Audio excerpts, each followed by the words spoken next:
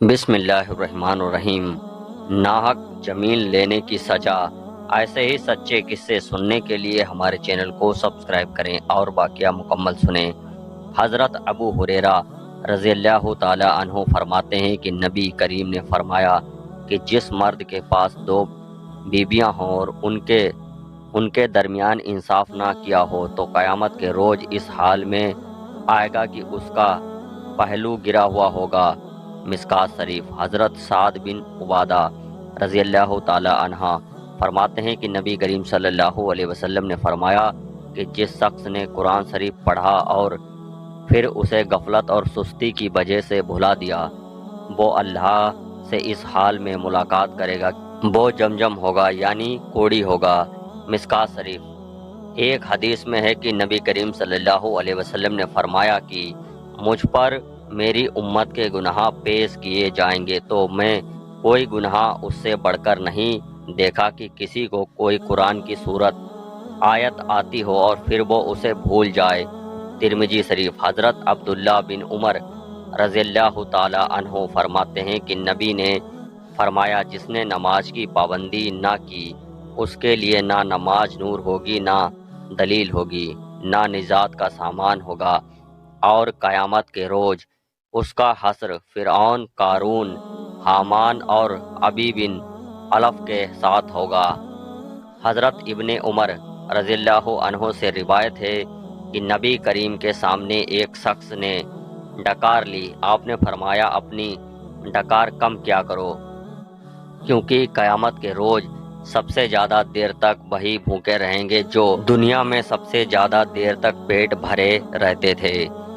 حضرت عمار رضی اللہ عنہ سے روایت ہے کہ نبی کریم نے فرمایا کہ دنیا میں دو چہرے والا، یعنی ایسا شخص کہ جس کے گروہ کے سامنے اس کی تعریف اور دوسرے کے مذمت کرتا ہو، اور پھر جب وہ دوسروں میں جائے تو ان کی تعریف کرے اور اس گروہ کی برائی کرتا ہو، تو قیامت کے روز اس کی زبان آگ کی ہوگی۔ حوالہ مشکوٰۃ شریف۔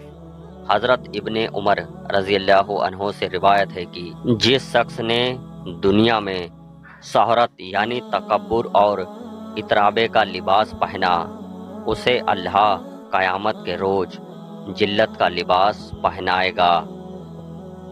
نبی کریم صلی اللہ علیہ وسلم نے فرمایا کہ جس نے ذرا سی زمین بھی بغیر حق کے لے لی اس کو قیامت کے روز ساتویں زمین تک دھسا دیا جائے گا۔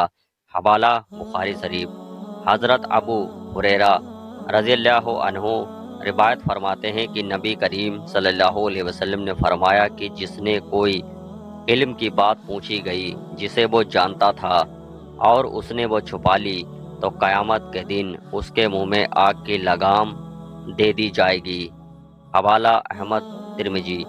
حضرت بریدہ رضی اللہ عنہ سے روایت فرماتے ہیں کہ نبی کریم نے فرمایا کہ مسجدوں کو اندھیرے میں جانے والوں کو خوشخبری سنا دو کہ ان کو قیامت کے دن پورا نور کائنات تک دیا جائے گا۔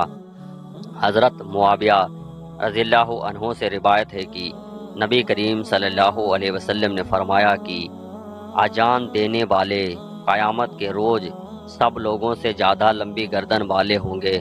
حضرت حسن بصری رضی اللہ عنہ فرماتے ہیں حضرت موسیٰ علیہ السلام نے اللہ تعالیٰ سے معلوم کیا، یا اللہ عیادت کرنے کا کتنا اجر ہے؟ فرمایا عیادت کرنے والا گناہوں سے اس طرح پاک ہو جاتا ہے جیسے آج ہی پیدا ہوا ہو۔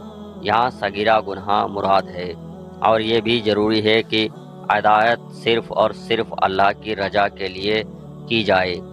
رسول اللہ صلی اللہ علیہ وسلم نے فرمایا تعزیت کرنے والے کو مصیبت زدہ کے برابر اجر ملتا ہے، اور فرمایا صبر کی 3 قسمیں ہیں۔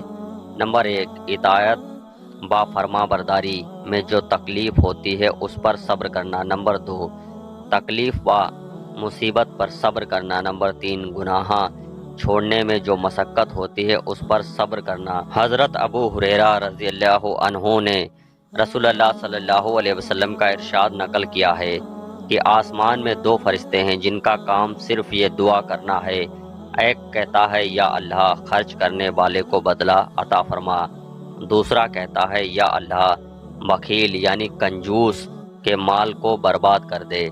ایسے ہی سچے قصے سننے کے لیے ہمارے چینل کو سبسکرائب کریں۔ ملتے ہیں ایک نئے سچے واقعے کے ساتھ، تب تک کے لیے اللہ حافظ۔